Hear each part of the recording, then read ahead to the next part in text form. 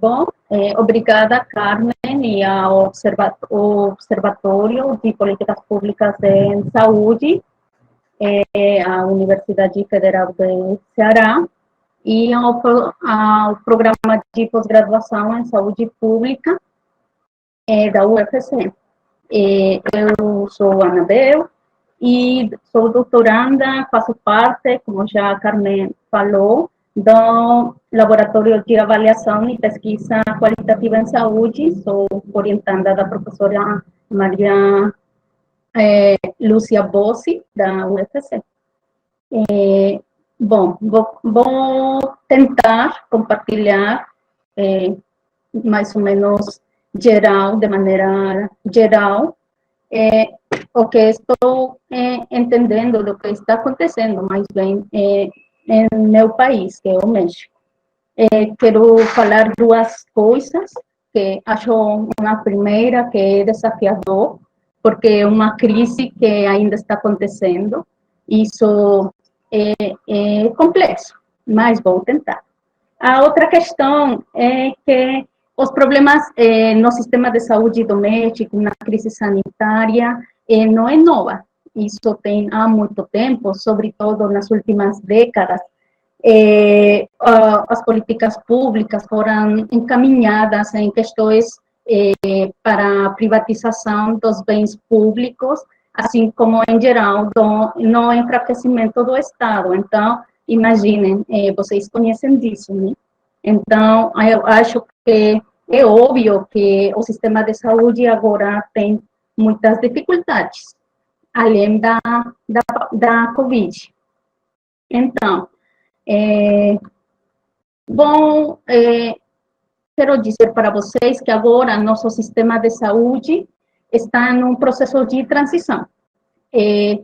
A ideia no mediano prazo é conseguir um sistema nacional universal, equitativo, integral, sustentável, que sob princípios organizativos de integralidade, acesso universal, focado nas pessoas, entre outras. Esses princípios organizativos vocês conhecem, porque muitas dos objetivos que agora estão se colocando e propondo no México estão bem na linha do que acontece no SUS, aqui no Brasil. Mas no México isso é novo, é recente.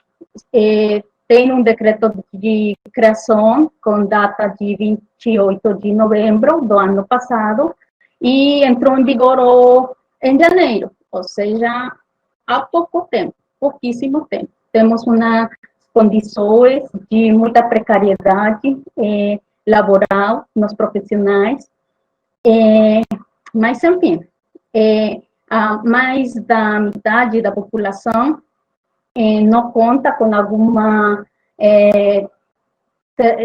com previdência social, então eles têm que ter atendimento pelas instituições públicas.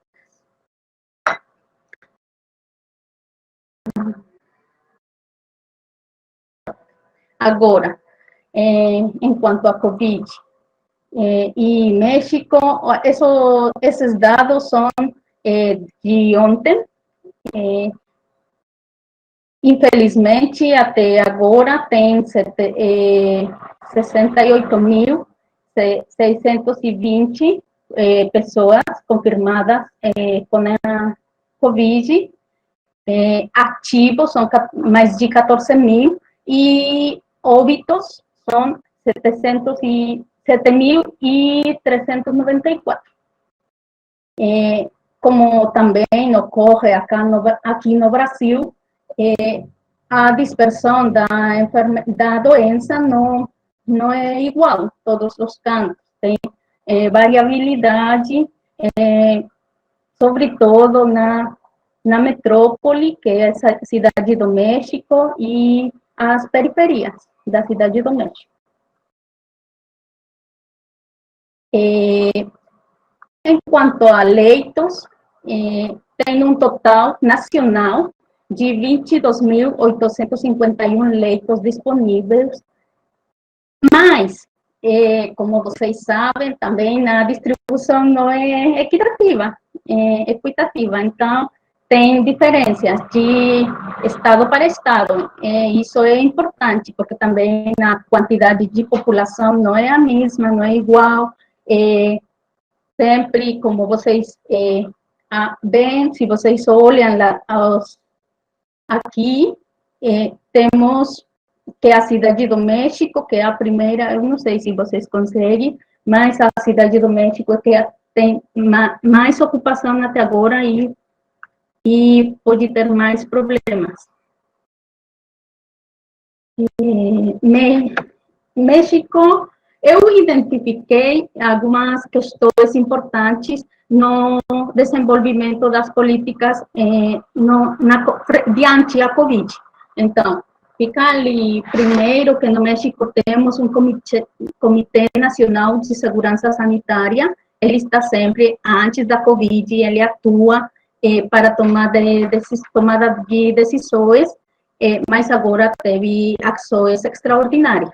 E também a reitoria fica na Secretaria de Saúde, que é o nosso Ministério da Saúde, e eles formaram uma equipe científica. As decisões foram pensadas e tomadas baseadas sempre em evidências científicas, sob critérios técnicos e orientações da OMS. Fizeram um plano nacional que tinha a ver com a coordenação federal, estadual e municipal e o envolvimento do setor público e privado, questões que quase não acontecem, mas bem, acho que até agora não tinha acontecido. E agora, se bem de jeito parcial, foi um primeiro avanço, acho, para essa integração que estão objetivando para nos próximos tempos em quanto ao sistema de saúde. E também eles, lá no Comitê de Segurança Sanitária e com o mandato do governo federal, indicaram um porta-voz oficial, que é o encargado, ele é a pessoa que é o porta-voz oficial, que dá todas as informações todo o tempo e que é quem dialoga com os outros sectores. E fizeram também, ou fazem, mais bem, dito, fazem um uso diário de canais oficiais para a divulgação de ações, fizeram eles um microsite, uso de redes sociais, uma coletiva de imprensa diária, até agora levam 86 comunicações. O objetivo foi a mitigação, a política de mitigação, e isso é a base das ações governamentais e da população, com dois objetivos, que é reduzir o número de casos e atrasar a progressão da doença e reduzir o número de casos para internamento hospitalar e os óbitos.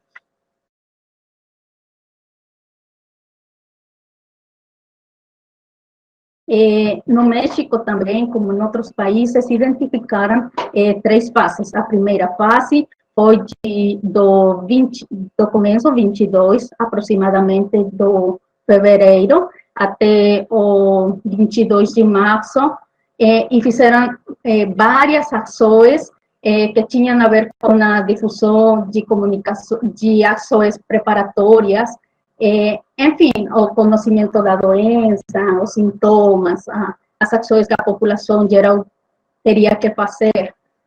O dia 28 de fevereiro, tivemos a confirmação dos primeiros casos, e a partir do dia seguinte daquela confirmação, começou a coletiva de imprensa.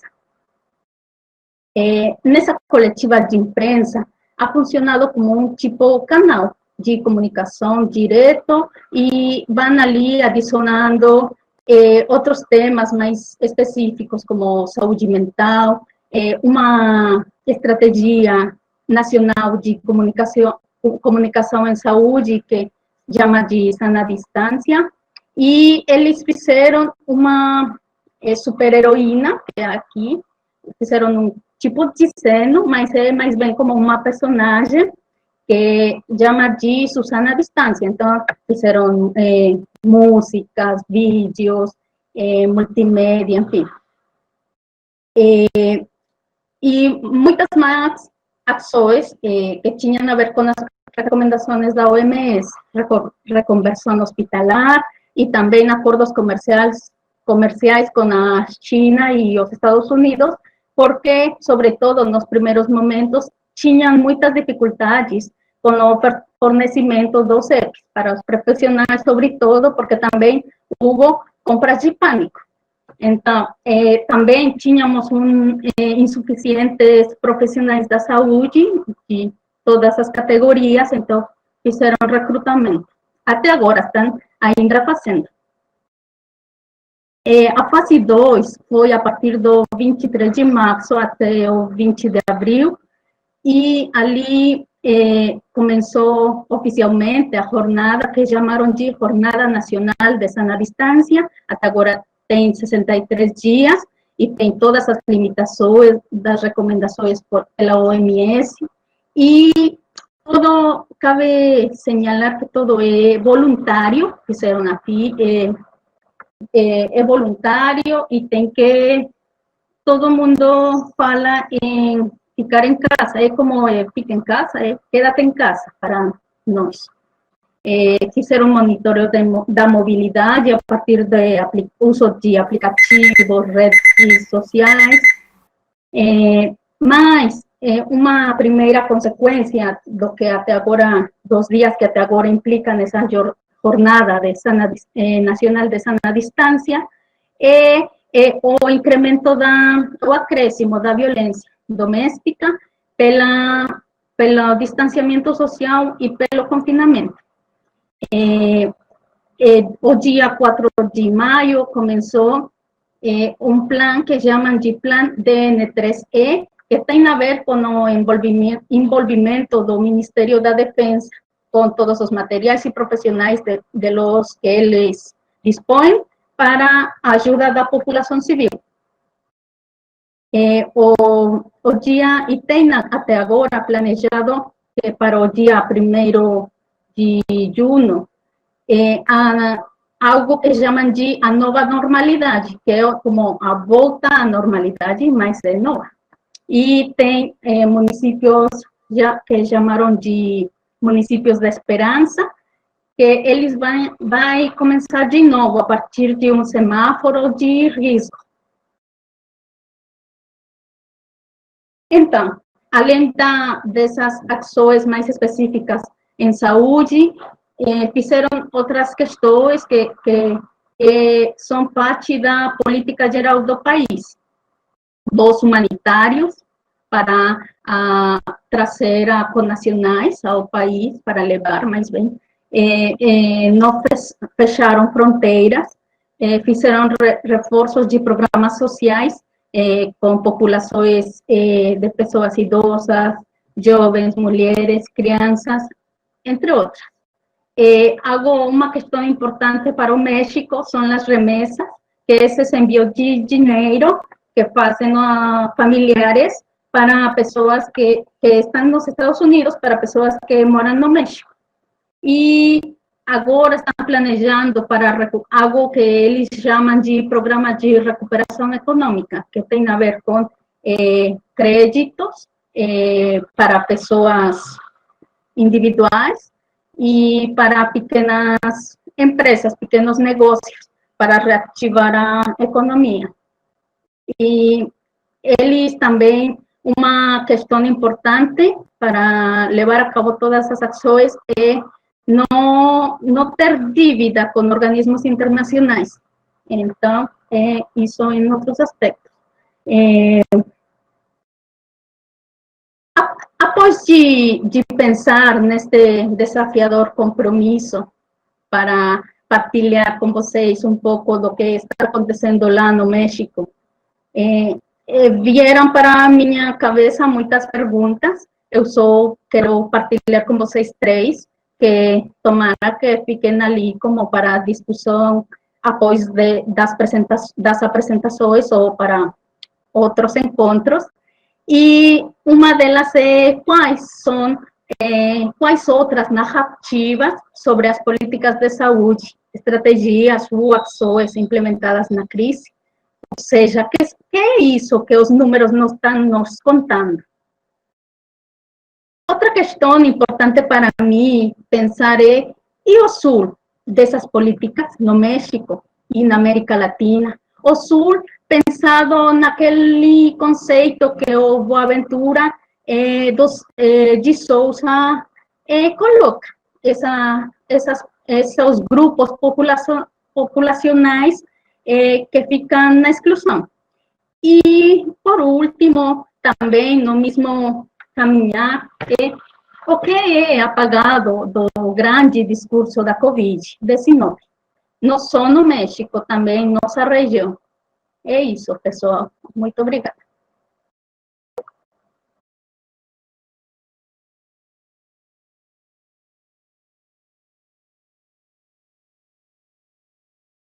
Obrigada, Anabel. Perfeito, assim, o tempo e a qualidade da sua apresentação. Então, agora a gente já passa para o Marcelo, do Equador. Obrigado, cara. Boa tarde com todos. Estava olhando o pessoal que está conectado e fiquei muito grato de olhar os nomes de algumas pessoas conhecidas. Me gustaría hablar un poquito en español solo para saludar a algunas personas de mi familia, de mi entorno que están conectadas y asistiendo a esta conferencia. Bom, então vamos começar. Para colocar um contexto, falar um pouco do Equador, né? O Equador é uma república única, com um modelo de autonomias locais, e tem umas competências claramente definidas para cada estrato do governo. Tipo, no caso da saúde, os governos locais não têm a competência legal de fornecer serviços de saúde. Apenas o governo central, por meio do Ministério da Saúde, faz isso.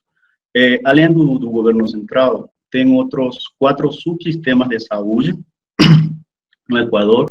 Todos eles estão articulados, todos eles se juntam numa rede, na rede pública integral de saúde e serviços complementares. Essa rede está dirigida, está sob a reitoria do Ministério da Saúde. A respeito da pandemia do SARS-CoV-2 no Equador, eu acho que o Equador não esteve preparado para enfrentar essa crise. Apesar de ter um mês desde a primeira notificação, né, a primeira vez que foi notificado no mundo, eu vou tentar explicar por quê. Porque o Equador, o sistema de saúde do Equador não esteve preparado para isso. O governo atual, ele tem 3 anos no poder. Antes da pandemia acontecer, o país começou negociações com o Fundo Monetário Internacional para adquirir empréstimos com juros mínimos. Parte desses acordos era um recorte fiscal dos gastos. Desculpa. E o governo aceitou, e o governo iniciou, pouco tempo antes da pandemia. A saúde pública e a educação superior foram as atingidas nesses recortes. O Ministério da Saúde demitiu aproximadamente 10.000 funcionários a nível nacional. E, embora eles neguem, eles dizem que não foi desse jeito, parte desses servidores, desses funcionários da saúde, eram profissionais médicos, inclusive médicos especialistas, que poderiam ter contribuído muito na pandemia atual. Na educação superior, teve um recorte de mais de 400 milhões de dólares, e isso deixou a pesquisa universitária muito fraca. Isso tudo aconteceu meses depois que o governo perdoou ou isentou de pagar impostos para empresas e bancos privados em mais de 1.400 milhões de dólares. É,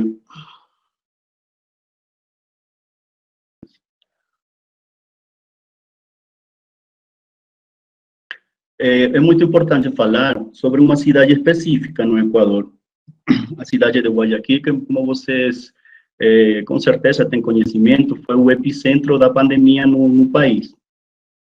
Então, o primeiro caso de Covid, ele chegou no Equador num voo de Madrid a Guayaquil o 14 de fevereiro, e foi confirmado 28 desse mesmo mês.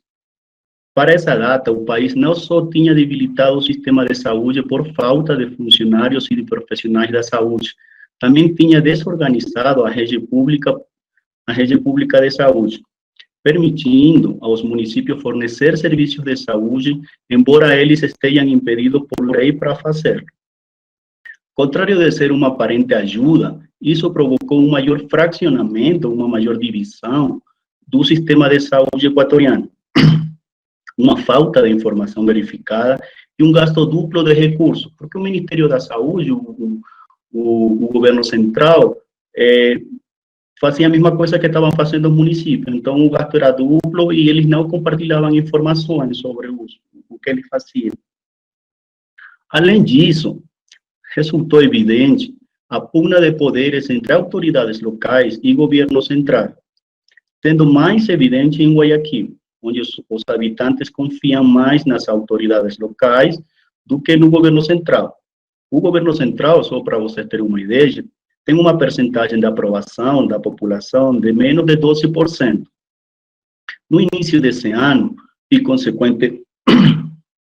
no início deste ano, consequentemente, todas as instituições que são controladas pelo governo central, como o Ministério da Saúde, têm a mesma desaprovação. As pessoas aqui no Equador, as pessoas têm muito medo de ir para um hospital, porque isso virou um sinônimo de morte. Os profissionais da saúde não contavam com os insumos necessários para controlar a pandemia. Eles saíam para os portões dos hospitais para reclamar por coisas básicas, como máscaras e luvas. Devido a coisas como essas, os habitantes do país todo, né, especialmente no Guayaquil, confiam mais nas prefeituras locais, sim? Porém, aconteceu um negócio bem estranho no Guayaquil. As pessoas confiam muito mais no município, na autoridade local, na prefeita dessa cidade, que no governo central. Só que o município de Guayaquil, a prefeita local, ela aproveitou mais essa popularidade, essa liderança, para ter um protagonismo maior, um protagonismo político, e ficar na briga com o governo central. Então, se eles tivessem aproveitado essa popularidade, essa liderança que tem nessa cidade especificamente, hubiese sido muito mais fácil controlar a quarentena que foi decretada pelo governo central nessa cidade. Mas o município de Guayaquil ficou concentrado em outras questões mais políticas que de sanidade. Então, as pessoas continuavam saindo e não respeitando a quarentena. Isso porque as autoridades locais, a prefeitura, ficavam em uma briga bem feia com o governo central. Então, era uma forma de desafiar o governo central. Obviamente, isso é só uma impressão pessoal, né? Eu acho que no que aconteceu em Guayaquil também tem que ver com outros fatores. Tipo, o Guayaquil é a cidade que apresenta a maior percentagem de pobreza no país e a maior informabilidade laboral. Como vocês podem ver aqui, os dados epidemiológicos no Equador não batem com a realidade, de jeito nenhum. Atualmente, segundo o último reporte do governo, o país tem 35.306 casos confirmados e 4.819 mortes. Dessas mortes, 2.939 são confirmadas por Covid e 1.880 com suspeita. Porém, essas cifras contrastam com a realidade. Só para fazermos uma ideia da magnitude real da doença, nos meses de março e abril, a situação foi a seguinte: só para Guayaquil, que é a cidade mais afetada pelo vírus no país, né? Em março, o governo relatou 51 mortes por Covid, enquanto o registro civil relatou que teve mais de 2.568 mortes fora do normal, ou do padrão, da média dessa cidade, sim? Para abril, a situação não mudou muito. O governo relatou 380 mortes confirmadas, mas o registro civil, ele anunciou 6.820 mortes fora do padrão normal. Com essas cifras, é muito difícil estudar o comportamento do Covid no Equador. Por exemplo, se calculamos a taxa de letalidade do vírus com a cifra do governo confirmada por Covid, a letalidade do vírus no Equador seria de 3,6%. Se aumentamos as mortes suspeitas pelo Covid, seria de 9,7%. Porém, se calculamos a taxa de mortes se calculamos a taxa de letalidade com as mortes fora do padrão, fora da média que apresenta o registro civil do país, a taxa de letalidade do Equador do vírus seria de 33%. São dados bem preocupantes, bem alarmantes. Porém, ninguém tem dados reais da situação no Equador. Foi precisamente essa letalidade que fez com que os serviços funerais colapsaram, em Guayaquil especialmente, né? Porém, não foi a única causa. Ao início de todo, o governo não estabeleceu os protocolos para os mortos pela doença, de uma forma clara e técnica. Exigiam para as funerárias uma certidão de que o óbito não fosse pelo Covid, para ser enterrado de forma normal. No caso de positivo, tinha que ser cremado. Isso num país que não tem esse costume de cremar os corpos e com poucas cremadoras disponíveis. E, sobretudo, que não existiam testes suficientes nem para as pessoas vivas e os resultados demoravam até 48 horas. Esse tipo de medidas adotadas foi o que ocasionou que os familiares colocaram os corpos de seus familiares mortos fora das casas ou levaram para os hospitais em busca de alguma morgue fria. No meio da pandemia, a ministra de Saúde renunciou ou foi demitida, né? Na sua saída da pasta, ela denunciou que deixou o seu posto pela falta de financiamento para a saúde por parte do governo central. Depois disso, o governo destinou 320 milhões de dólares para o pago da dívida pública. Além disso, a ex-ministra declarou que foi pressionada para colocar pessoas políticas na gerência dos hospitais e das coordenações de saúde. Essa foi uma estratégia de reparto do governo atual para obter votos na Assembleia, ou no nosso Senado, e aprovar leis. As pessoas colocadas nesse cargo gerencial tinham regularmente falta de experiência e de preparação acadêmica. Porém, esse não é o maior problema. Atualmente, se conhece que o desejo para ocupar esses cargos era com a finalidade de roubar recursos do Estado mediante compras fraudulentas, das quais se beneficiavam assembleístas, os senadores, os deputados, no caso do Brasil. Para vocês terem uma ideia da magnitude do roubado no meio da pandemia e com o discurso governamental de falta de dinheiro, vou colocar aqui dois exemplos.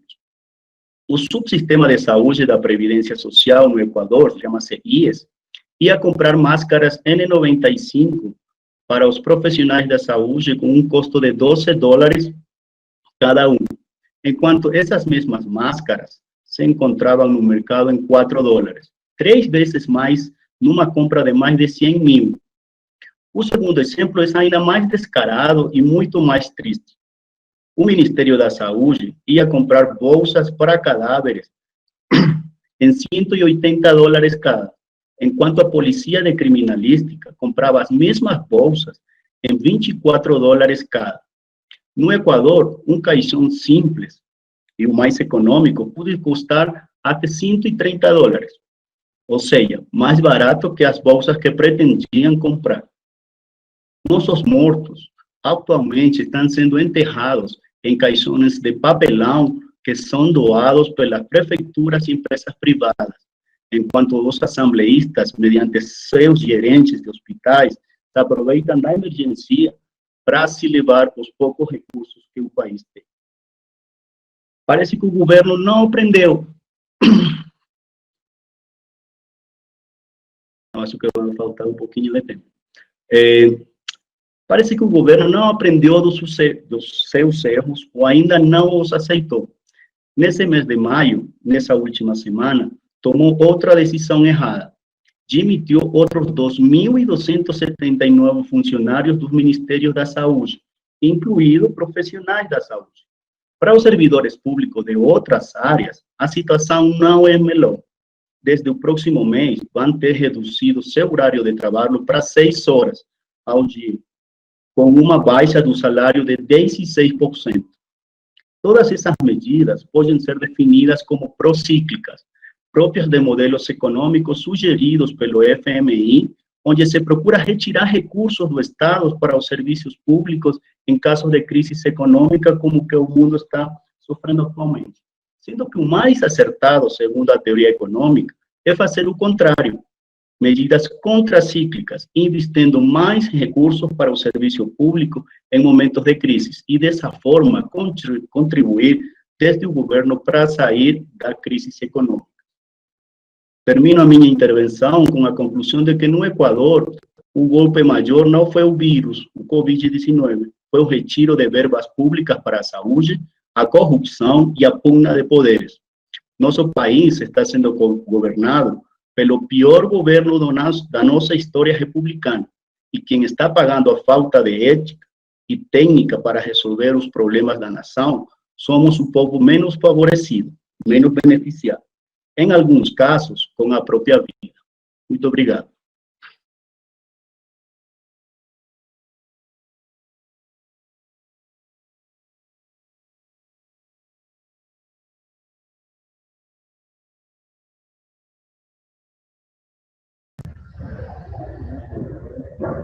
Obrigada, Marcelo, pela sua exposição.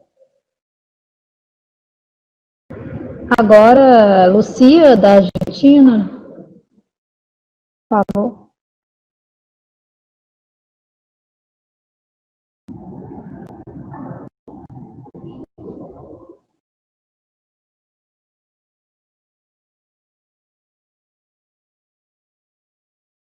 Então, apenas esclarecimento, vou fazer minha apresentação em espanhol, vou tentar falar devagar, ¿sí? Lo primero que debería decirse sobre el sistema de salud en Argentina es que es un sistema mixto, heterogéneo y desarticulado. Está compuesto de varios subsistemas que a la vez se componen de muchas instituciones dentro de estos mismos subsistemas y que tienen poca comunicación entre ellos.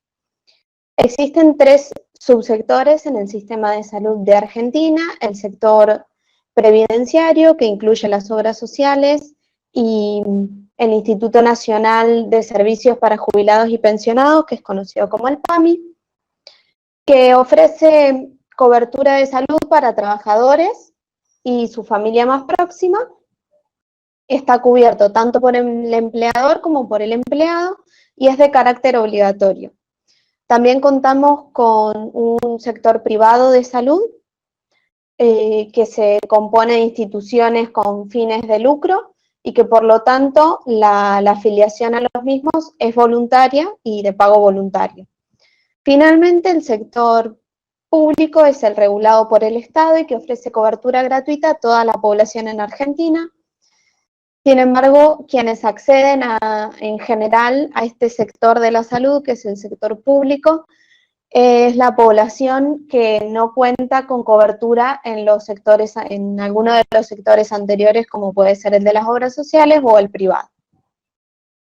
El sistema del sector público se organiza en 3 niveles: el nivel provincial, municipal y nacional. A partir del último análisis que se realizó en salud en Argentina en 2018 por el el actual Ministerio de Salud, es que arroja los datos de que Argentina posee 25.751 unidades de salud. De esa cantidad, un total de 5.190 tienen servicio de hospitalización, y dentro de esos servicios de hospitalización se cuentan con 8.293 camas para unidades de terapia intensiva en adultos. Entonces, la tasa que nos da es de 1.9 camas de terapia intensiva por habitante por cada 10.000 habitantes. Ese era el panorama al momento del inicio de la pandemia. Con respecto a los suplementos médicos, en general la información es y era también bastante escasa. Toda la información que puede obtenerse en relación a suplementos médicos y al avance de la pandemia en Argentina es ofrecida por el Ministerio de Salud en un informe diario en donde relata la cantidad nueva de testeos realizados, de muertos, de contagiados, y también comunica algunas de las medidas adoptadas. Con respecto a los suplementos médicos, se pueden mencionar dos medidas, si bien no hay información sobre el abastecimiento que existía en Argentina de estos suplementos al momento del inicio de la pandemia. Por ejemplo, una de las medidas adoptadas por el gobierno fue el programa de apoyo al sistema productivo nacional en el área de equipamientos y suplementos médicos, es decir, un monto determinado de dinero destinados a financiar a las empresas y emprendedores que desarrollen suplementos médicos con el fin de abastecer a los hospitales y a los centros de salud para hacer frente a la pandemia. Otra de las medidas adoptadas fue la exhibición del pago de impuestos a productos de esta área que eran importados. Es decir, que las mercaderías destinadas al sector de salud que ingresen al país desde el exterior no iban a ser alcanzados por impuestos como sí lo son todo el resto de productos importados. También se buscó facilitar los acuerdos y los contratos con los proveedores de estos servicios. El resultado hasta ahora es un buen equipamiento en salud que está permitiendo hacer frente a la pandemia. Y el panorama actual, a partir de los informes brindados por el Ministerio de Salud, es de un total de 9.931 casos confirmados en todo el país, 419 personas muertas a causa del virus, y la aplicación de 121.278 test desde el inicio del brote, lo que representa un total de 2.68 test cada 1.000 habitantes. Este número se mantiene ascendiendo de todas maneras, tanto el de contagiados como el de muertos. También se están aplicando cada vez más test, que sin embargo es un número bastante bajo. Con respecto a las medidas que adoptó el gobierno para intentar mantener el brote bajo control, algo que podría decirse que se está logrando, podemos mencionar que en Argentina el primer caso confirmado de COVID-19 fue el 3 de marzo. El 19 de marzo, y contando con 900 casos confirmados y 3 muertes, el gobierno nacional decretó el aislamiento social preventivo y obligatorio que prohibía la circulación por calles, rutas, etcétera, etcétera. Esta decisión fue tomada a través de un decreto de necesidad y urgencia, que es un tipo de norma específica que, como indica el nombre, solo puede ser utilizada en situaciones de emergencia y de urgencia, y que queda a cargo del presidente de la Nación, es decir, del Poder Ejecutivo. Si bien tiene la validez de una ley, tiene que pasar por por un control al nivel del Congreso para que pueda mantenerse o no. A través de este tipo de decretos, el gobierno también fue adoptando diferentes medidas para hacer frente a la pandemia. Además del aislamiento social preventivo y obligatorio que mencionábamos recién, y que fue tomada con bastante anticipación, podría considerarse, como ustedes veían, solamente se contaban 3 muertos en el país al momento de la adopción de esta medida. También se fueron adoptando desde incluso los meses anteriores, desde febrero, esquemas de trabajo con horarios reducidos, sistemas de salidas limitados a determinados horarios para cuestiones básicas como la compra de alimentos o para la búsqueda de medicamentos. La obligatoriedad de una autorización para moverse en el territorio argentino. Estas autorizaciones se tramitaban en la página del Ministerio de Salud de la Nación y brindaban una autorización para aquellos trabajadores de las áreas esenciales, para personas que tenían que realizar algún tratamiento médico, por ejemplo, licencias especiales para las actividades relacionadas a los servicios esenciales, sobre todo para trabajadores en el ámbito de la salud, y el cierre de fronteras para extranjeros. El cierre de fronteras todavía se mantiene en este momento en Argentina.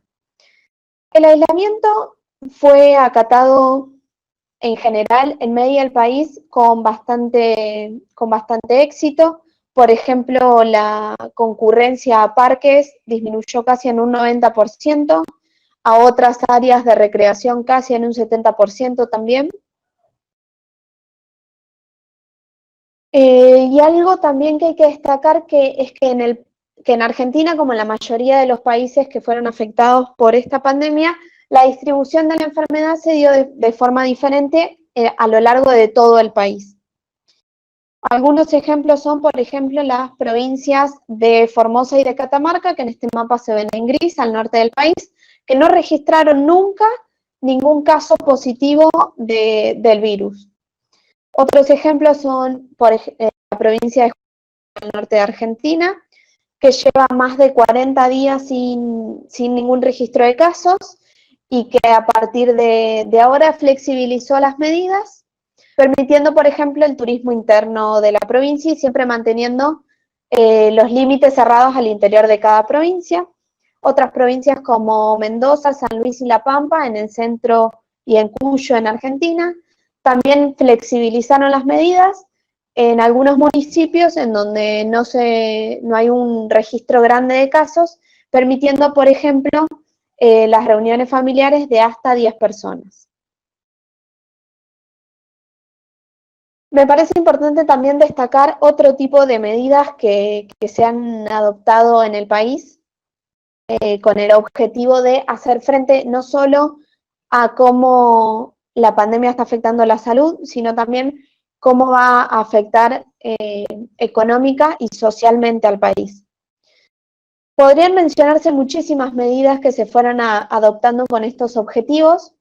Algunas de ellas son en el área laboral, flexibilización de los regímenes de ausencias y licencias para trabajadores, el incentivo al trabajo remoto, sobre todo para las personas que forman parte del grupo de riesgo o que pueden haber tenido contacto con infectados, la prohibición de despidos sin justa causa, y en el área de políticas sociales podemos mencionar también que se aumentó el abastecimiento a comedores escolares, que se aumentó la frecuencia de la carga de la tarjeta alimentar.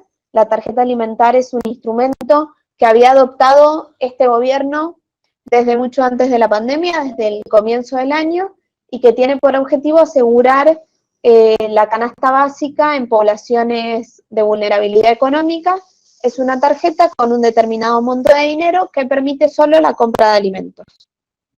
También el establecimiento de precios máximos para alimentos de la canasta básica y para otros alimentos, para otros productos esenciales, como por ejemplo la lavandina. y la creación de un ingreso familiar de emergencia, que es un monto económico fijo que se otorga por única vez a personas en vulnerabilidad económica, como pueden ser desempleados, titulares de planes sociales, monotributistas de categorías bajas.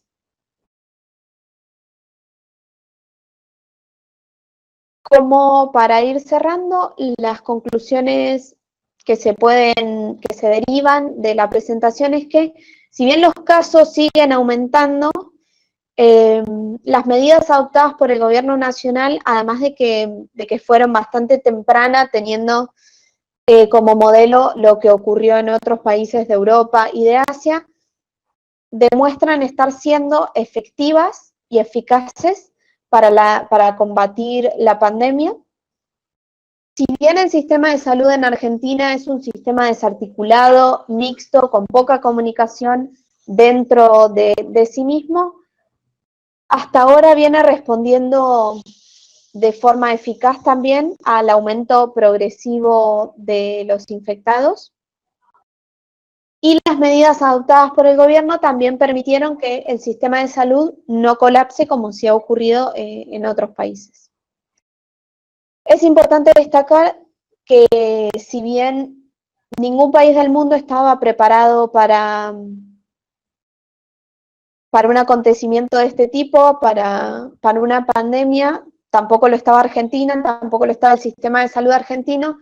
Sin embargo, Argentina estaba atravesando una crisis económica. El gobierno actual, que está articulando las medidas para enfrentar a la pandemia, es un gobierno que había asumido recientemente, en diciembre del año pasado. Y esta combinación de factores, lo único que va a lograr es que la crisis económica y la crisis social en Argentina probablemente se profundice a partir de los efectos que va a dejar esta pandemia. Eso es todo y muchísimas gracias. Lucia, parabéns pela apresentação. Depois eu faço alguns comentários. Agora a gente vai para o Carlos, né? Carlos, que é do Chile, sociólogo, está finalizando o mestrado.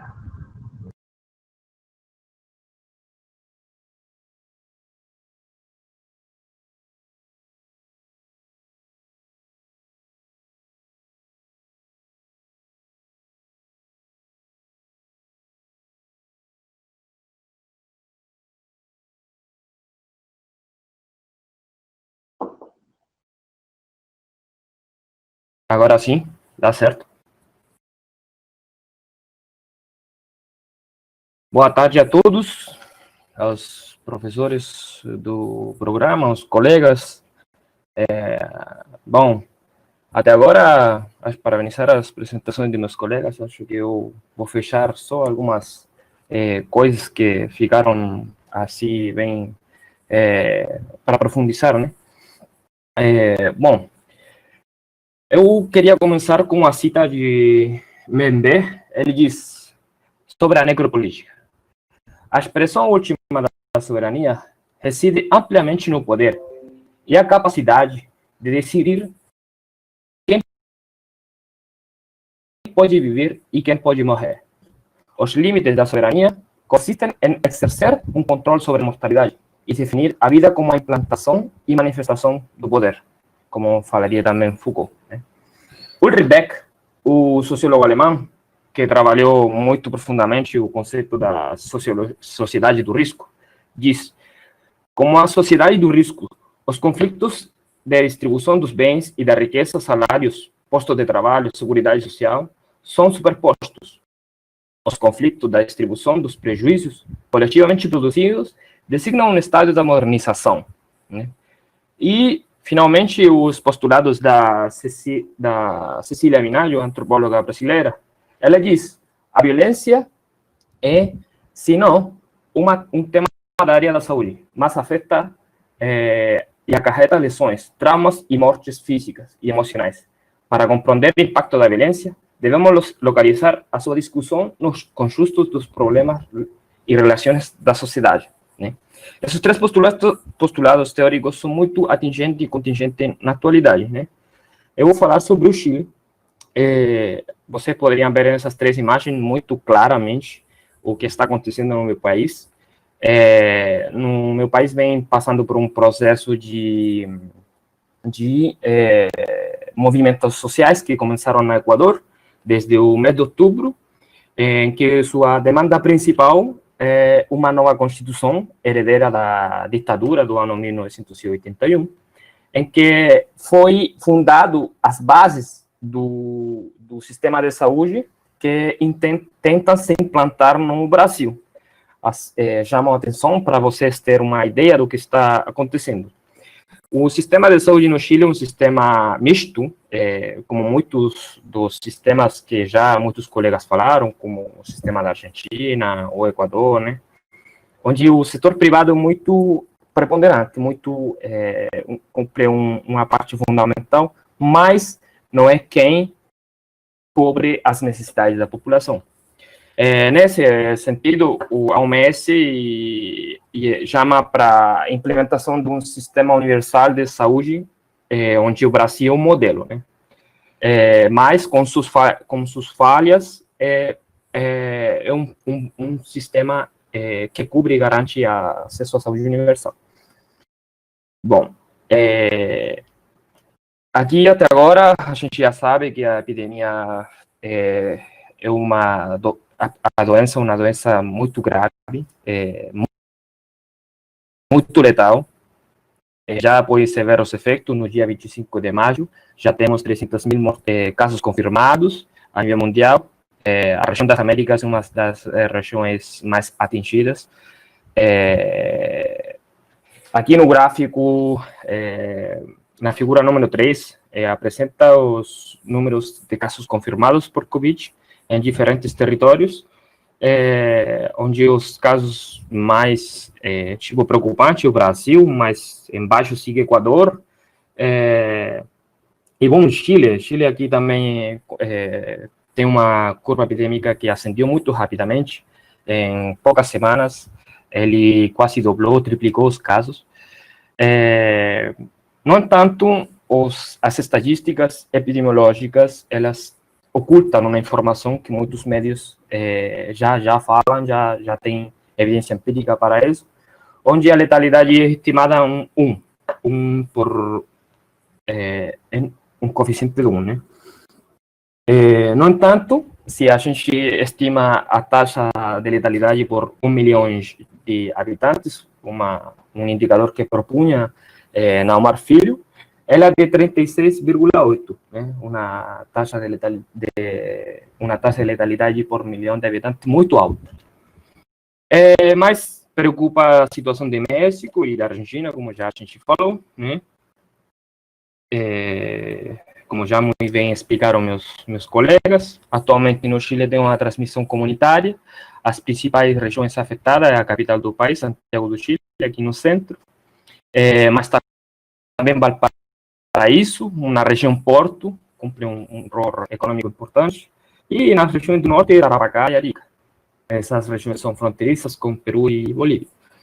Só para trazer a colação aqui, esse gráfico tem uma distribuição similar a um estudo e pesquisa que eu estou realizando sobre os casos de AIDS, né? Para chamar a atenção e a preocupante dessas regiões, né? Onde todo mundo sabe que a distribuição da doença é desigual e sobretudo em países e economias emergentes como as latino-americanas. Vocês poderão ver no figura número 6, o gráfico número 6, ele é um modelo preditivo seguir, modelos epidêmicos que estão se utilizando para observar o acontecimento da epidemia a nível mundial. É um modelo no Chile, realizado pela Escola de Saúde Pública, onde se pode prever o que já está acontecendo, um aumento acelerado de novos casos, uma incidência muito preocupante, e onde vocês poderiam ver nessa linha vermelha, as mortes, elas vão chegar em um ponto muito preocupante no mês de junho, vai se estabilizar durante vários meses na frente. E a curva epidêmica, finalmente, o que todo mundo fala, ela chegaria muito tarde, né? Vou chamar a atenção aqui para os números, porque eles se falam, como diria minha colega Anabel. Essa distribuição das comorbidades, por exemplo, onde a gente já sabe que essas pré-existências são das condições mais importantes que definem o quadro clínico e o desenvolvimento a chegar a óbito, praticamente, né? No nosso país é muito preocupante, né? A gente, só para trazer a colação, no Chile, por exemplo, estudos falam que a dislipidemia é de 46%, a hipertensão de 27%, a diabetes 12%. Então, a gente pode falar de sindemias, um conceito muito trabalhado no Brasil, onde um dos exponentes é Richard Parker, e onde as doenças infecciosas, elas se entrecruzam com as doenças crônicas e elas geram um quadro muito mais preocupante, né? Que vocês podem ver, a letalidade é baixa, mas como já falei, no Chile a quantidade de novos casos é muito preocupante. Chama a atenção, diferentes periodistas estão fazendo seguimento, onde esses casos não se condizem com o que na realidade está acontecendo no Chile. Como eu mostrei nos gráficos anteriores, ele tinha uma letalidade baixa, um dos mais baixos dos países da América Latina, mas quando se eleva a taxa de mortalidade, ela é muito preocupante, ela dispara.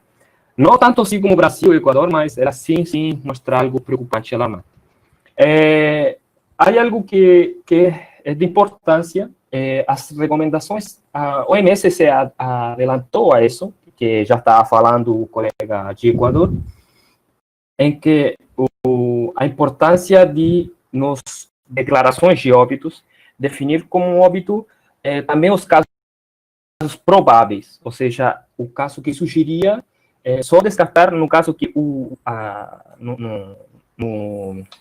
como dizer assim, nas causas suficientes, ele descarta totalmente a probabilidade de ter chegado a óbito por Covid, né? Bom, para avançar, isso aqui, a figura número 9 mostra efetivamente como eles estão duplicando os casos. Esse quadro é muito evidente, ele é muito similar aos casos no Brasil, no Equador, na Argentina. Ele afeta, como já todo mundo sabe, sobre 60% da população. No caso do Chile, ele está matando pessoas sobre 60 anos.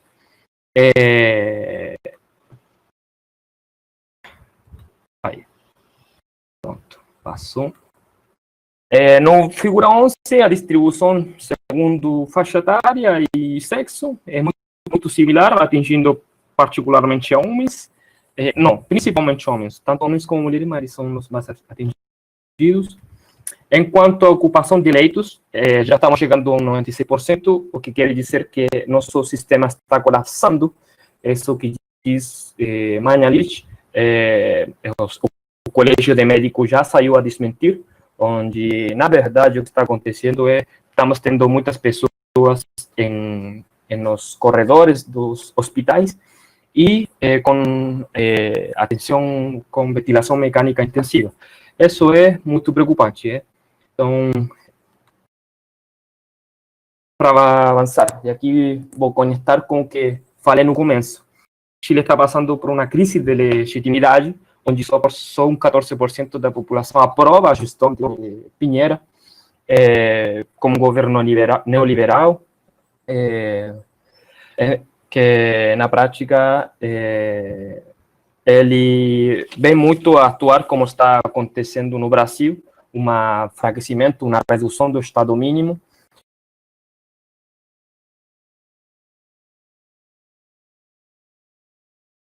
E políticas neoliberais absolutamente. Eu vou começar com estas últimas duas apresentações, mas esse enquadro de baixo, a ação das mulheres no ano 1939, após a grande crise econômica mundial, onde foram a fazer panelas de alimentação para os que perderam o emprego, né? Os 4 grandes erros que poderíamos definir como a sensação de falsa segurança, uma quarentena irregular, minimização da gravidade da epidemia e uma desproteção da segurança social da família. Enquanto as medidas de contenção econômica que eu vou falar também são um elemento importante, muitos dos meus colegas falaram das políticas de mitigação, mas na prática, Guilherme Werneck, se vocês conheceram esse epidemiólogo brasileiro, ele fala que são 4 fases: uma política de contenção, mitigação e supressão, uma política que muitos de nossos países já estão entrando, como o caso de Brasil, Equador e México. A CEPAL propõe que em 4 cestos as transferências econômicas, transferências monetárias, transferências em espécie, que são os cestos de alimento, o suministro de serviços básicos e a proteção social do trabalho, coisa que não todos os países estão chegando nessa da mesma forma, né? Na agenda pública do Estado do Chile, ele aplicou quarentena, mas foi uma quarentena vertical, em cordões sanitários, onde você tinha que ter um passaporte para transitar entre regiões. Ele implementou, também o país implementou um ingresso familiar de emergência, que ele atinge uns $89, muito embaixo, muito embaixo da ajuda otorgada, por exemplo, se a gente comparasse com Costa Rica, que é um dos mais altos do pico de transferências monetárias, e o Brasil um pouco mais embaixo. Essa ajuda só vai chegar aos 60% da população do país, coisa que, ou seja, ao 40% da população do país, coisa que preocupa. Enfim, finalmente aqui está a evidência, já muito retratada pela prensa, o coronavírus, as protestas demandam a necessidade de alimentos, onde a fome está matando a gente. Aqui as entregas de alimentos das regiões do sul. E, bom, no final, na última notícia, no final, no quadro direito, ele mostra a grieta das cifras estatísticas e epidemiológicas que ocultam informação. Acho que não me estendi, estou dentro dos 15 minutos e obrigado pelo convite. Parabéns, Carlos. Ainda mais com esse tempo, hein? Achava que você ia passar um pouco, pelo que eu te conheço. Então, agora, a gente pede para todos os convidados retornarem. E todos que tiverem perguntas para serem feitas, né? A gente tem ainda um tempo de 20, meia hora. As perguntas podem ser feitas escritas, mas se alguém quiser se pronunciar, sendo objetivo e trazer algumas questões, é possível.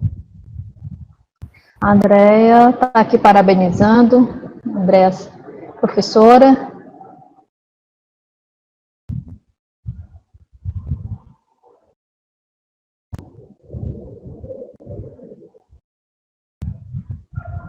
A mensagem é grande, então eu vou ler com calma aqui. Andréa, você quer falar?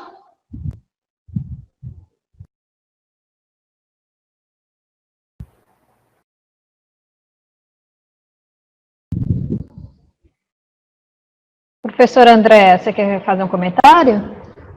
É possível habilitar, Cleison? A professora Andréa Silva?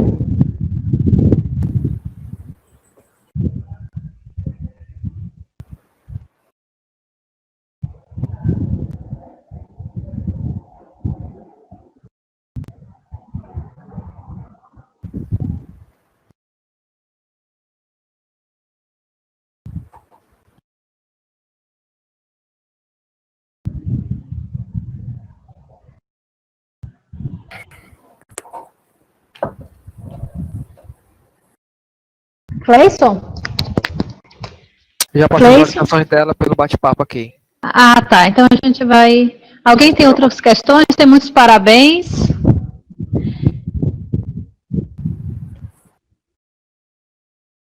Enquanto a professora não chega, né, não habilita o microfone, né, Eu queria só agradecer aos 4 que fizeram as suas explanações, assim, acho que é mais do que esperado e a gente fica muito contente com essa aposta, né, de que a gente tem um grande potencial dentro do próprio programa, né, de capacidade, de visão, de experiência, né, e que a gente precisa compartilhar. Isso só reforça a importância da gente criar esses momentos mais vezes de compartilhamento das ideias e das análises de vocês. Então, vou passar para a professora Andréa. É um prazer tê-la aqui junto com a gente. Obrigada, professora Carmen. Na realidade, eu queria agradecer, né, pela oportunidade da gente tá podendo escutar os colegas, né.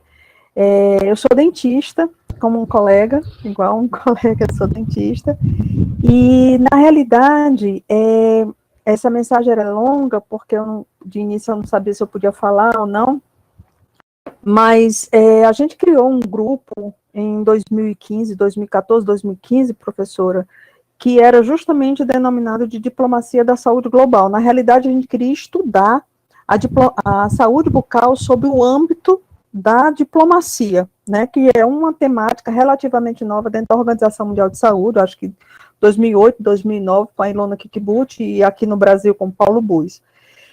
E aí a gente teve dentro dos produtos deste grupo uma tese de doutorado de uma pessoa que também está assistindo aqui, que é Pauliana Martins, né? Essa tese ela defendeu em 2018, em que a gente ousou em estudar essa diplomacia da saúde e saúde bucal dos países da região que fazem fronteira com o Brasil.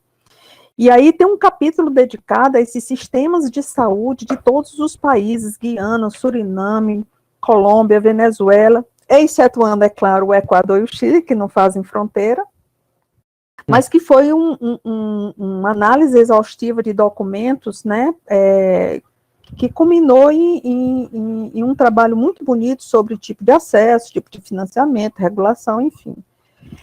E aí a pergunta que eu faço, né, para os debatedores, né, principalmente nesse momento em que a Covid ela nos instiga a fazer várias reflexões a respeito de saúde global e especificamente de diplomacia da saúde global, que atualmente ela tem que ter tem que estar posta essa discussão, sobre a opinião dos palestrantes na construção de uma diplomacia que eu chamei de diplomacia, abre aspas, de saúde regional, né, tendo em vista a questão das Américas, né, porque o México está vinculado com a América do Norte, né, que a gente tem uma palestrante do México, e Caribe, no tocante especificamente ao enfrentamento das consequências da Covid.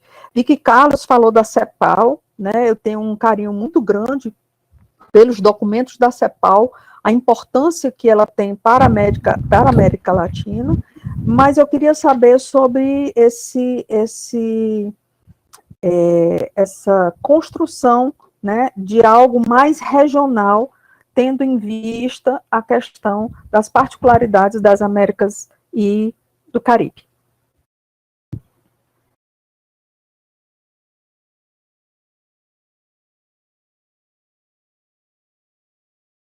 Seu microfone não está aceso, professora Carla. Alguém quer fazer um comentário de vocês sobre o que a professora trouxe? Boa tarde, professor. Quando a senhora estava falando sobre a diplomacia em saúde a nível regional, a primeira coisa que veio na minha cabeça foi a extinção da Unasur. A Unasur tinha essa proposta na região, né? Tinha o Instituto de Governança da Saúde, o ISAC, que também foi extinto, foi eliminado pela nova onda de presidentes mais de direita. Inclusive, o ISAC tinha a sede no Rio de Janeiro, no Brasil. Eu acho que propostas como essa de uma diplomacia regional em saúde são muito complicadas por isso, porque os presidentes da região têm que estar alinhados para poder criar um ponto de diplomacia em saúde. Agora, os presidentes atuais da região, que são mais de direita, eles criaram o ProSur. Só que isso foi só uma ideia para ter uma justificativa da eliminação do UNASUR, porque, no final das contas, o ProSur não está servindo de muito. Eu acho que tem outros blocos muito mais consolidados na região, onde poderia começar esto da diplomacia em saúde, como, por exemplo, o Mercosul, sei lá, talvez a OEA, sendo que muito mais complicado fazer um negócio desde a OEA, né? O meu comentário poderia ser esse, né? Que eu acho que é muito difícil começar uma diplomacia em saúde com presidentes não alinhados na mesma visão ideológica.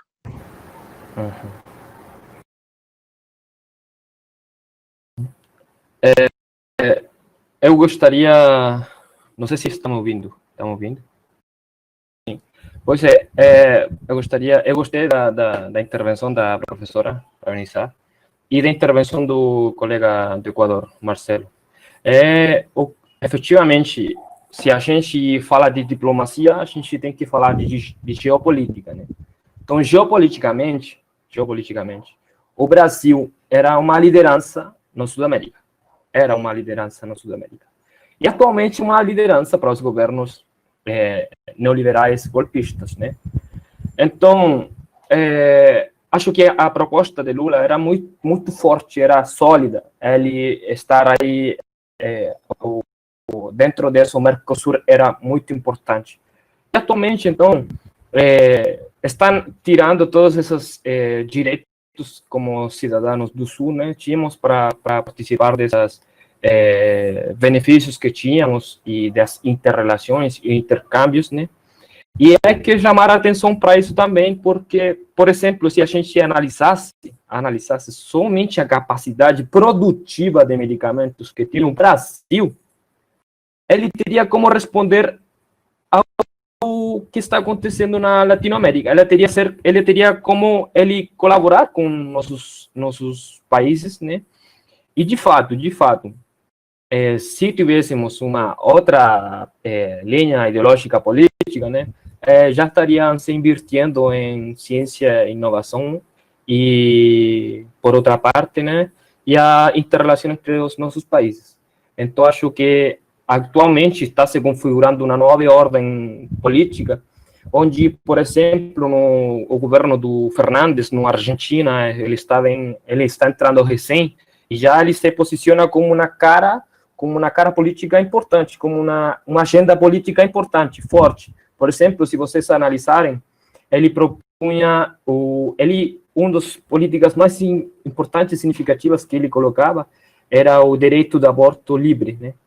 E, por outra parte, no México, ele também, talvez não no sul da América, mas como um país latino-americano, ele se posiciona como uma nova cara, digamos assim, o presidente Obrador, também com uma agenda política social importante. Então, acho que não temos que deixar de ver o que está acontecendo nos países vizinhos. É isso.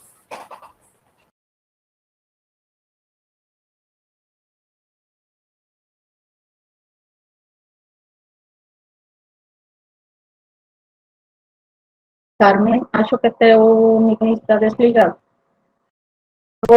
Hoje eu estou um pouco desatenta com o microfone.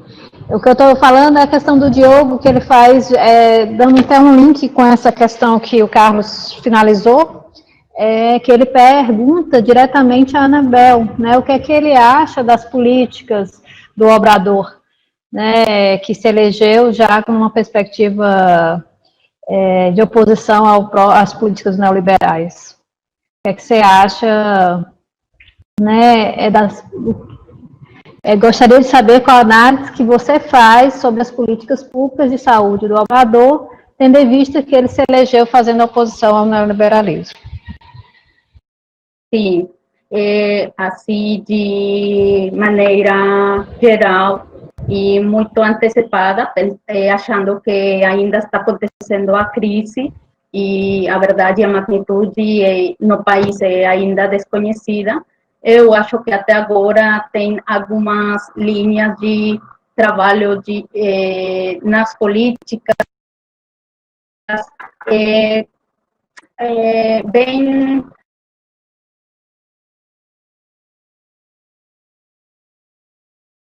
viradas na humanização, focadas muito à vida.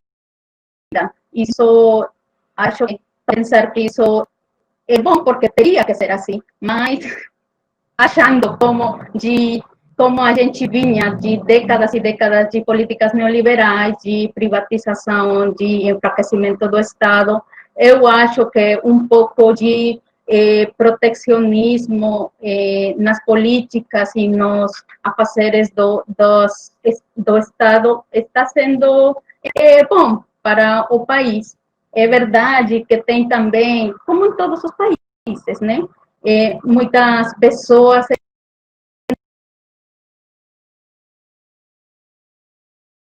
em desacordo, porque o que a gente da que a gente vem é difícil. E é difícil porque são muitos anos de fazer políticas do mesmo jeito. Eu não posso dizer que no México não temos nada. Acho que tem muito trabalho em saúde, em vigilância epidemiológica, em sistemas de registro, mas ainda estão faltando coisas. E eu acho que algumas políticas que estão se agora colocando a partir do governo de Andrés Manuel, vão ajudar um pouco, pelo menos, para ser um pouco de balanço.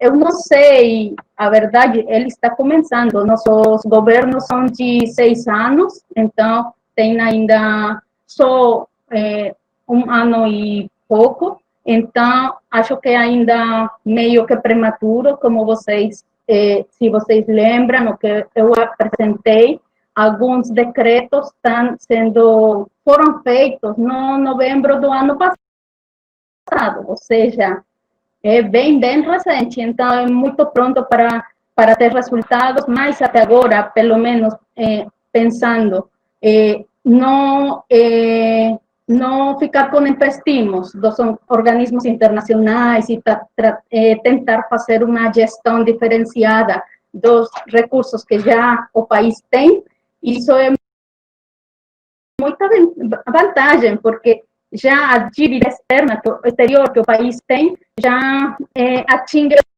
até, acho que meus netos, e ainda não tenho. Ou seja, o México tem muito endividamento já, antes da Covid. Eu não acho como... E então, ali, nesse sentido, eu estou de acordo com esse afastamento das dívidas, pelo menos no momento da Covid. Também eu sei se após ser preciso, mas tomara que não, talvez seja de algum jeito, mas até agora está sendo devagar, o avanço é muito devagar.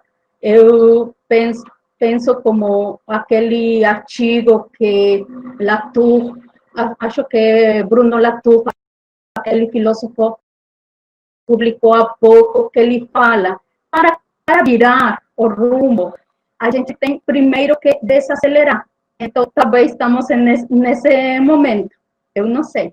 É isso que eu até agora estou pensando.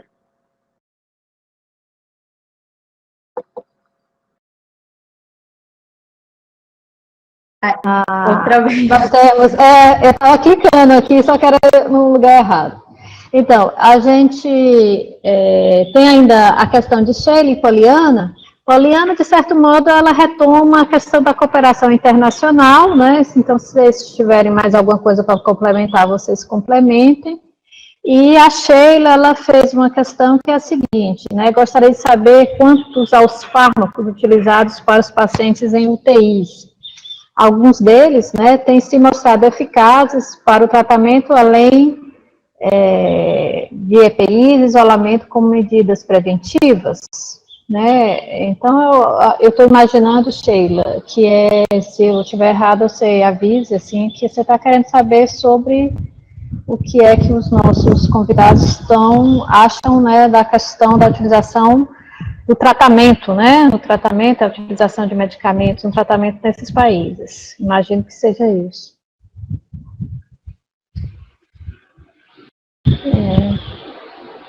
Algum comentário?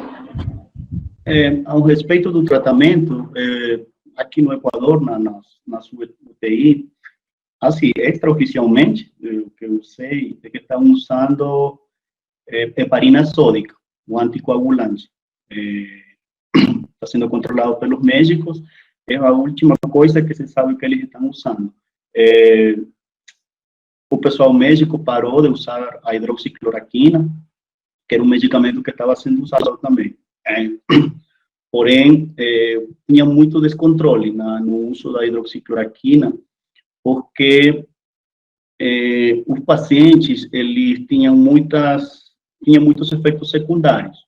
Então, eles, no isolamento, em casa, eles deixavam de tomar. Então, não sei, agora sei que o uso de hidroxicloroquina está contraindicado, porém, muitas pessoas, muito pessoal médico, achavam que a causa da mortalidade era que os pacientes que estavam isolados não terminavam o tratamento com hidroxicloroquina. Usavam azitromicina, hidroxicloroquina no primeiro momento, paracetamol cada 6 horas, porém isso tudo foi descartado, não se usa mais. Nas UTIs que estão utilizando agora a warfarina sódica, heparina sódica, né? Porque a warfarina é um anticoagulante oral e a heparina é um anticoagulante que é injetável. Daí não sei muito mais do tratamento dentro da UTI.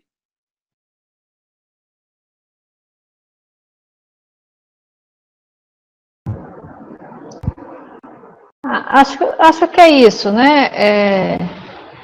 Acho que como os nossos convidados não são muito vinculados à questão do tratamento, então acho que não houve uma pesquisa tão específica sobre isso, né? Eu queria fazer alguns comentários, assim, enquanto observatório, se não for já usar esse último tempo, e já que a gente não tem questões, né? Então, assim, eu queria considerar, assim, que vocês trouxeram questões muito interessantes e instigantes, que eu acho que a gente pode depois pensar e refletir melhor, né? Uma coisa é essa questão de mudanças de governos, né, e a questão de direcionamento político. É interessante notar que governos mais progressistas tomaram algumas medidas maiores de proteção social, né, inclusive, eu acho que foi o caso do próprio México, né, que na Argentina, que proíbe, por exemplo, demissões sem justificativa, né?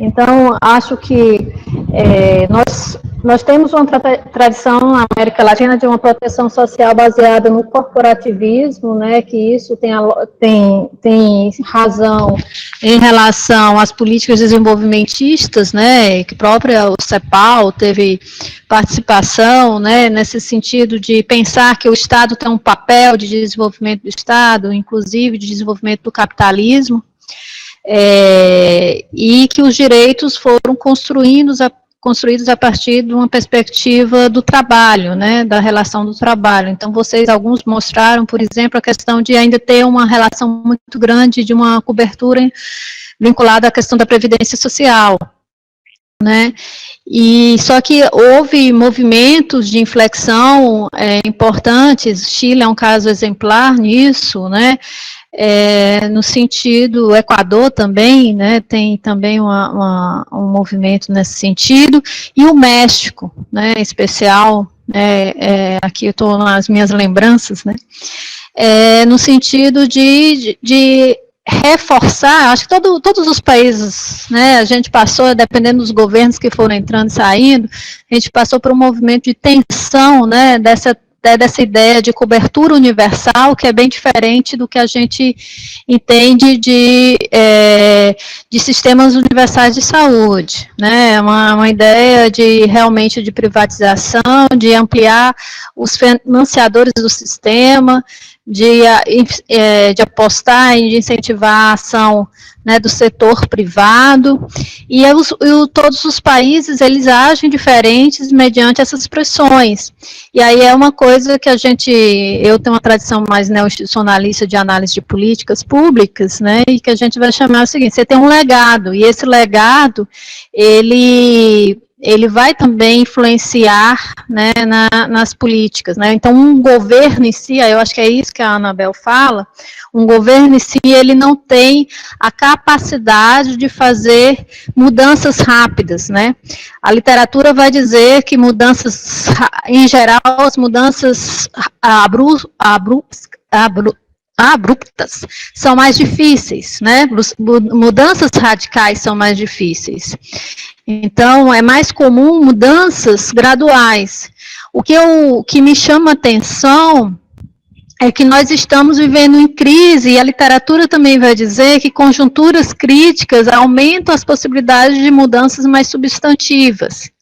Então, em que medida uma crise como esta, mundial, ela vai ser aproveitada pelos atores e novas ideias serem trazidas para esses sistemas para mudanças mais substantivas e talvez mais na direção do que a gente imagina que deve ser aí o que a própria Anabel trouxe lá, né, a listinha, né?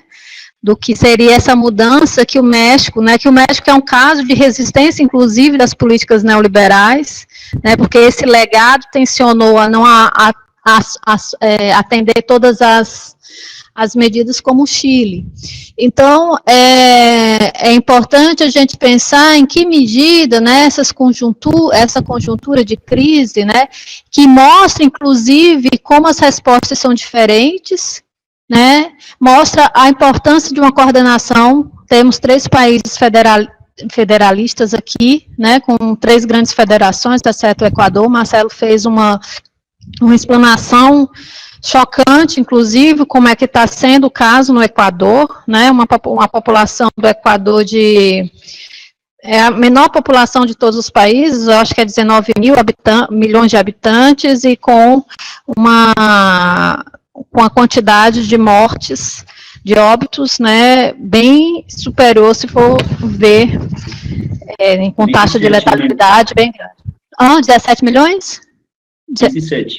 17 milhões, né, diferente de um caso como o nosso, 200 milhões, eu acho que México 150 milhões, né, então assim, isso vai mostrar, né, isso vai mostrando que também as medidas, as políticas governamentais e as posturas e a capacidade de coordenação do governo central é fundamental para dar a resposta no momento de crise, né, a importância da política, né, a gente às vezes quer negar, quer só olhar as coisas como se fosse tudo igual, mas eu acho que esses casos na América Latina, eles estão mostrando isso para a gente, né, a importância da política, a importância da proteção social, e tá aí o desafio de ver o que é que isso vai dar. E aí isso vai depender também das relações e as correlações de forças que existem, né, nesses diferentes países, né, as tensões que vão ser criadas, e as oportunidades de mudança, né, que janelas de oportunidade nós temos. Qual a janela o que é que está acontecendo, por exemplo, no caso do Brasil, né, que a gente tem o Zé Ângelo já passou por aqui e deixou muito claro que a gente tem historicamente, uma situação situação em que o governo federal sempre foi muito, o governo central sempre foi muito importante para a tomada de decisão e direcionamento das políticas, mas nesse momento a gente vê uma situação complicada em que os governos e os municípios tiveram que segurar a onda. Então é isso, senão eu tenho que parar, senão deixa que eu fico falando, né? Então, assim, eu acho que se vocês quiserem fazer, eu acho que esse aqui é só uma provocação, né? Que eu acho que a ideia nossa é continuar com esse debate.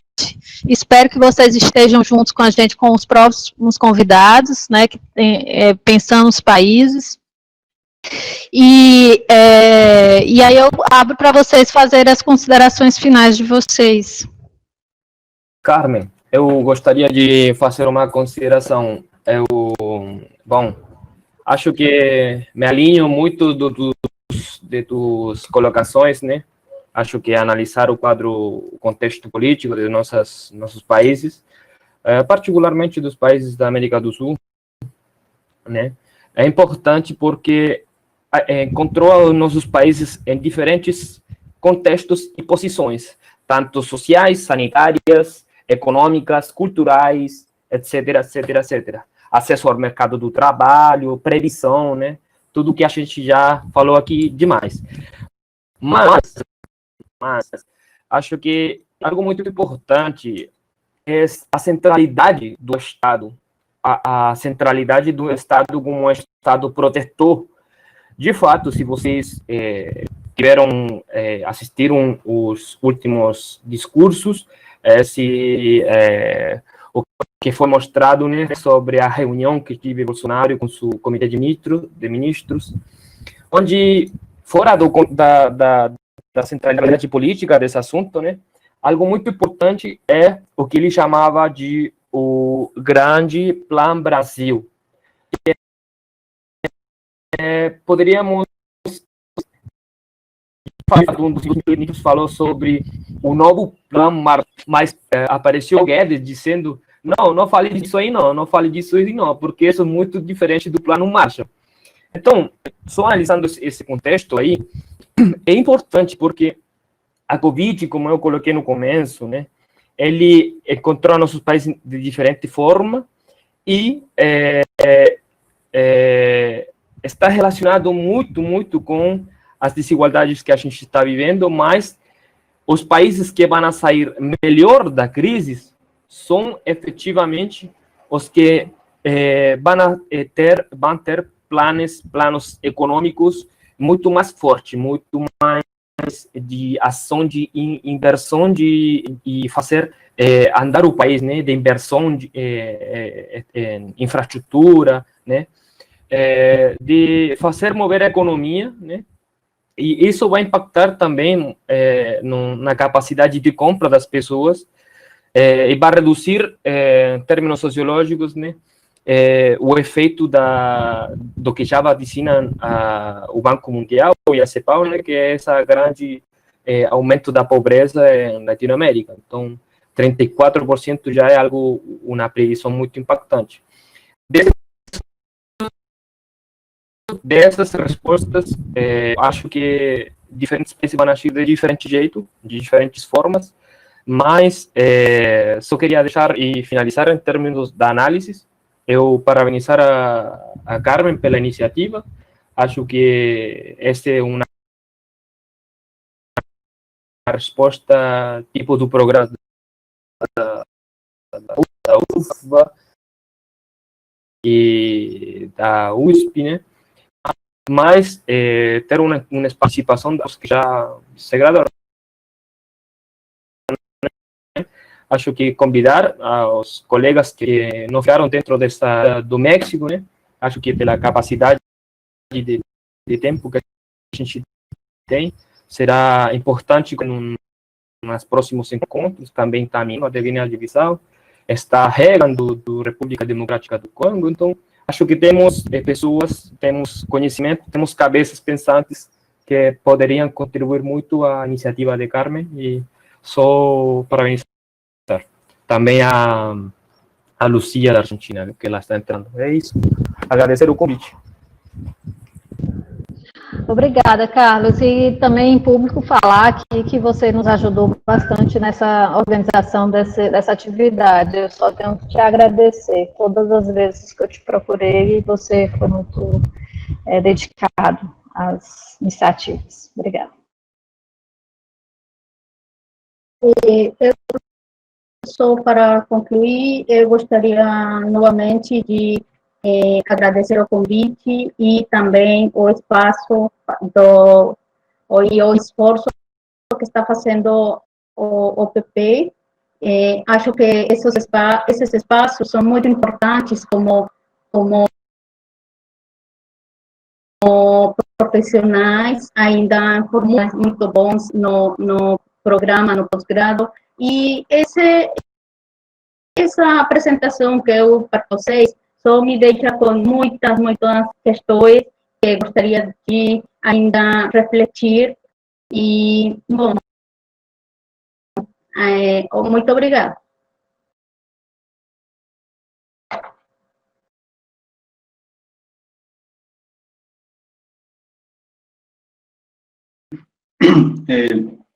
Eu também gostaria muito de, primeiro, agradecer pela oportunidade de apresentar a situação do meu país. Eu sei que, como bem a professora Carmen falou, um país com uma população tão pequena, ter as consequências dessa Covid muito intensificadas, todo mundo fica perguntando o que aconteceu no Equador, né? Tem imagens que passaram pelo mundo todo, que foram muito escalofriantes, assim, que foram muito fortes. Muitos amigos, inclusive o pessoal da universidade, do grupo de orientação, muitas pessoas que conheci no Brasil durante a minha instância, eu aproveitar a oportunidade porque todas elas pegaram um tempinho para poder mandar uma mensagem, para dar uma palavra de força pelo que estava acontecendo no país. Então, concordo muito com a Anabel, que esses espaços aqui são muito importantes para isso, para conseguir esclarecer alguma coisa e poder comparar o que está acontecendo entre os nossos países e saber o que está se fazendo bem, o que não está se fazendo de jeito nenhum da forma correta. Parabenizar pela organização, especialmente a Carlos, que se contactou comigo para fazer parte desse grupo, porque concordo também com ele que tem outros alunos, parte do programa de pós-graduação da UFC, do Departamento de Saúde Comunitária, que podem aportar muito nessa discussão regional, porque não mundial, sobre a pandemia que a gente está vivendo. Isso, esqueci, quando a Sheila perguntou sobre o tratamento da UTI, esqueci nombrar a hidrocortisona. Estamos usando corticoides também nos hospitais para poder tratar a Covid. Para finalizar, eu só quero ressaltar que o mais importante para aguentar, para suportar uma pandemia como essa, como bem falava a Lucia, ela dizia que nenhum país do mundo estava preparado, nenhum sistema de saúde no mundo estava preparado, isso é totalmente certo, porém, em alguns países ficou pior, como no Equador, pelo desmonte da saúde pública, pela demissão de profissionais da saúde. É inacreditável que num país tão pequeno, com tanta falta de médicos, de profissionais da saúde, a gente tenha médicos especialistas, emergenciólogos, intensivistas, cardiólogos, cardiologistas, desempregados, sim? E o pior de tudo, não são profissionais que eles saem da universidade e estão procurando algum emprego, não, eles estavam empregados e foram demitidos só por um acordo econômico com um organismo internacional. Então, a minha mensagem última é cuidar a saúde pública, cuidar o acesso universal à saúde. Eu sei que tem muitos conceitos conflitivos entre o que é a cobertura universal de saúde. Umas pessoas dizem que isso ajuda à privatização da saúde. Não, independentemente dessa discussão, o meu chamado é a cuidar a saúde pública, o acesso à saúde pública. O professor Fernando Pires, em uma conferência, ele falou que não é ético que num país, em um mundo que exista a medicina ou o tratamento para uma doença ou para alguma sintomatologia, as pessoas morram. Isso é inaudito, é inacreditável. Então, tendo os recursos, tendo a tecnologia, ainda nos nossos países tem pessoas que, por falta de acesso aos serviços de saúde, têm que sacrificar as suas vidas. Então, muito obrigado com todos pelo convite, parabenizo a todos pela organização e sempre disposto para contribuir no que eu possa. Obrigado.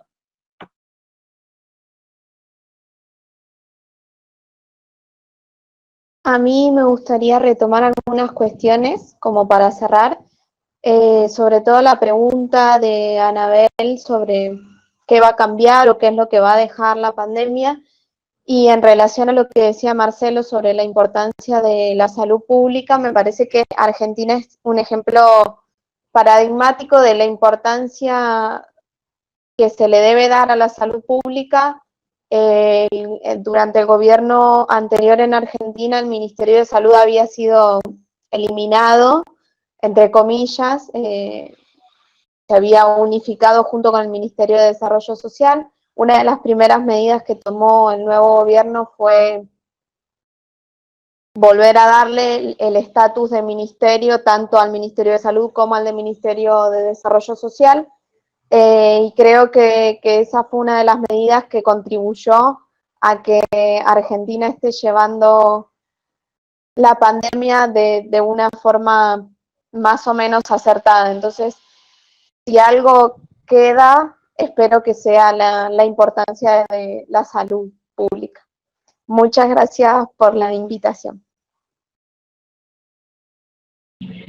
Gente, então a gente vai encerrando aqui hoje, com muito orgulho de vocês, né? O professor Alberto até escreveu ali, o orgulho que a gente está pelo programa e pela coordenação do programa de pós-graduação em saúde pública. Vamos continuar apostando nesses momentos, agradeço a visão e a perspectiva de vocês e a disponibilidade. Só para reforçar, a gente vai ter o 5º encontro, né?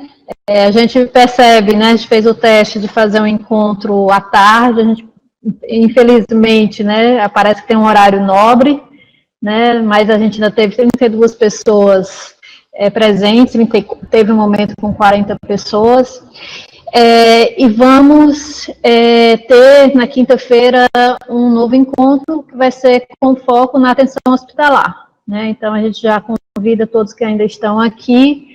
Então, a gente vai ter um encontro que a gente vai ter um panorama da atenção hospitalar no Brasil, né, e no estado do Ceará, inclusive, essa questão de leitos, de tratamento, de distribuição. Então, acho que vai ser uma coisa bem legal, que a gente às vezes, na saúde pública, discute pouco a atenção hospitalar, mas vai ser uma grande oportunidade, espero que todos estejam presentes. Obrigada, boa tarde, beijo a todos.